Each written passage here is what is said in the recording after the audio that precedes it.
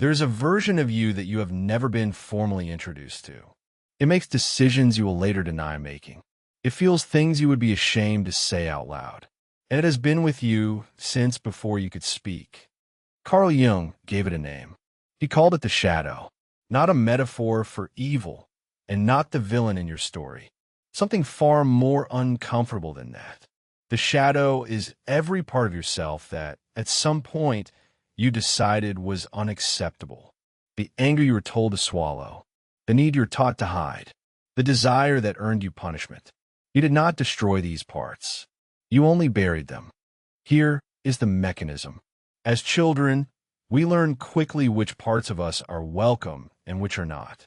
A smile is rewarded. A scream is punished. So we build a self that gets approval, and we exile the rest into the dark. Jung called the polished, approved self the persona, the mask. It is not fake exactly. It is the face you wear to move safely through the world. The problem is what the mask leaves out.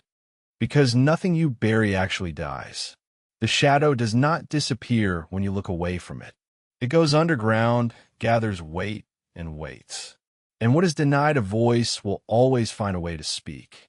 It speaks through your reactions.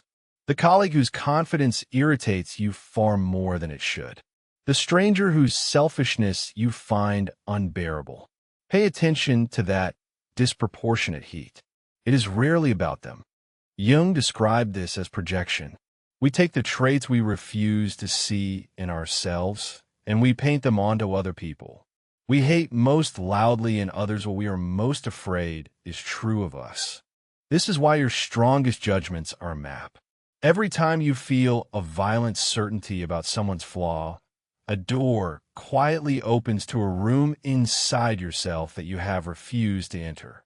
This scales far beyond the individual. Gather enough people who have all disowned the same impulse, and their shadows pool together into something collective. The crowd gives permission for what the person alone would never admit. It explains the respectable man who turns cruel inside a mob. He did not gain a new self. The crowd simply unlocked the room he kept sealed when he was alone and accountable. And the repression has a cost. Energy spent holding a part of yourself underwater is energy you no longer have for living. This is the quiet exhaustion that has no obvious cause. The shadow also decides who you're drawn to. Again and again, we are pulled toward people who live out loud the very traits we exiled in ourselves. The controlled person falls for the chaotic one. The endless giver finds the taker. On some level, you are not only choosing a partner. You are searching for the lost half of yourself, hoping someone else will carry it so you never have to. The shadow leaks. It leaks as the sarcasm you did not plan to say, as the self-sabotage right before you succeed, as the sudden cruelty toward the people closest to you. The parts you will not own end up owning you.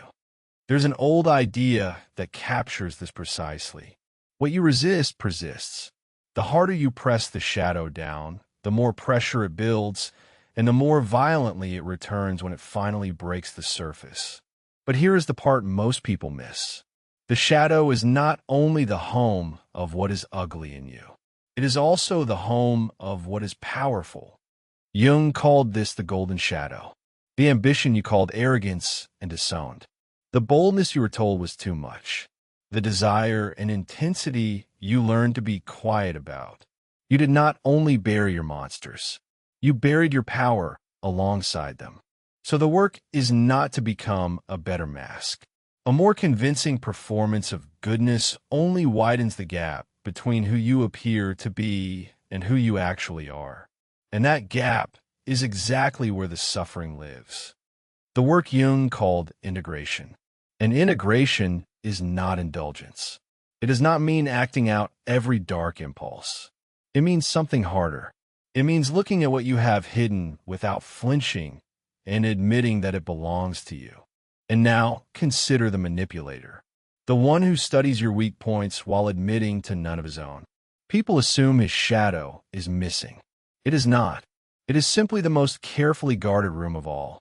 This is the real danger. A person who refuses to know his own capacity for harm is not safe.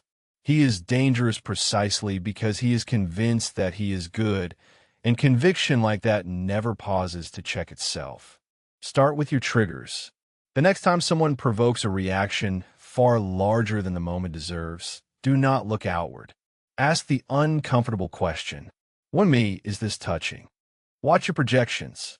When you catch yourself certain about another person's hidden motive, hold the possibility that you are describing a part of your own interior that you have refused to name, and reclaim the golden shadow. Ask what you envy. Envy is information. It points directly at the disowned desires and abilities you abandoned to stay acceptable. The thing you envy is often the thing you were meant to become. None of this is comfortable, and it was never supposed to be. The mind protects these rooms for a reason. But a self that is half lived in the light and half exiled in the dark will always feel, at its core, like a stranger to itself. The integrated person is not the one with no darkness. That person does not exist. It is the one who knows their darkness by name, who has shaken hands with it, and who is therefore no longer secretly run by it. Because the goal was never to be good.